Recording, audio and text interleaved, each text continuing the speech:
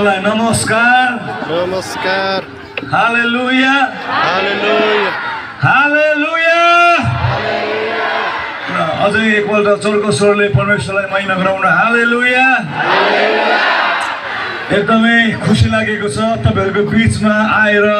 केही छोटो समय भए पनि परमेश्वरको वचन बोल्न पाउँदाखेरि हालेलुया म सिधै वचनमा जान चाहन्छु म आज भन्दा 2 वर्ष अगाडि परमेश्वरको अनुग्रहमा अस्ट्रेलिया भन्ने देशमा जाने अवसर मिल्यो र त्यहाँनिर केही दिनको बसाइको बादमा फेरि म आफ्नो देशतिर फर्किनु पर्ने भयो तर एकजना त्यो फ्लाइटमा एकजना दिदी हुनुहुन्थ्यो जो दिदी हामी सँगसँगै नेपाल आउनु भएको थियो तर त्यो दिदीको एउटा मैले के कुरा देखेँ भने त्यो दिदीले चाहिँ प्लेनमा चढेदेखि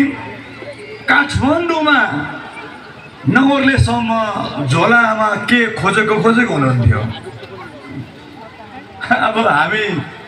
नेपाली भएको कारणले मलाई पनि यसो हेर्नु मन लाग्यो उहाँले के खोज्नु भएको तर त्यत्रो लामो घन्टाको सफरमा पनि त्यो दिदीले खोजे गर्नुभयो मैले थाहा पाउन सकिनँ के कुरा खोज्नु भएको थियो सायद भेट्टाउनु भयो कि भएन त्यो दिदीले आफ्नो झोलामा यति धेरै खोज्नु भयो आज मानिसले पनि यो संसारमा आएदेखि उसले यो संसारलाई नछोडेसम्म धेरै कुरा खोजे गर्छ तर उसले के खोजेको उसले त्यो कुरा आजको दिनसम्म भेटाएकै छैन त्यही भएर आज संसारको धेरै मानिसहरू के खोजेको थाहै छैन म पनि आजभन्दा 13 वर्ष अगाडि के खोजेको घरको एक्लै छोरो मेरो उमेर 13 वर्ष हुँदाखेरि नै मैले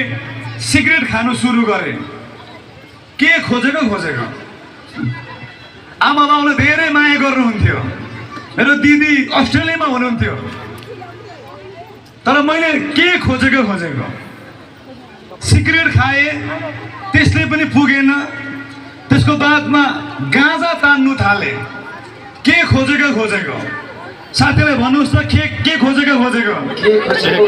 पास्टर बोनीले भन्नुहोस् त पास्टर बोनीले 13 वर्ष अगाडि के खोजेको केही समय त्यो गाँजाले मेरो खोजाइलाई अन्त्य गरे चाहिँ लाग्यो तर अन्त्य गरेन फेरि मैले गोटी खानु थाले के खोजेको मलाई थाहा छैन यता अब त्यो कुराहरू पाउँछ कि पाउँदैन अनि केही वर्ष गोटी खाएपछि फेरि मैले ब्राउन सुगर तान्नु सुरु गरेँ के खोजेको साथीलाई भन्नुहोस् त के खोजेको पास्टर बोनीले 13 वर्ष अगाडि के खोजेको त्यसको बादमा त धेरै वर्ष त्यो ब्राउन सुगर तान्दा पनि मेरो खोजाइको अन्त्य भएन र अन्तिममा म सुई हान्नु थालेँ कतिजना मानिसहरूले धेरै मेहनत गरेर पढेर अध्ययन गरेर डाक्टर बन्नुहुन्छ हामीलाई डाक्टर पनि चाहिन्छ म त भन्छु हाम्रो चर्चमा हाम्रो मण्डलीमा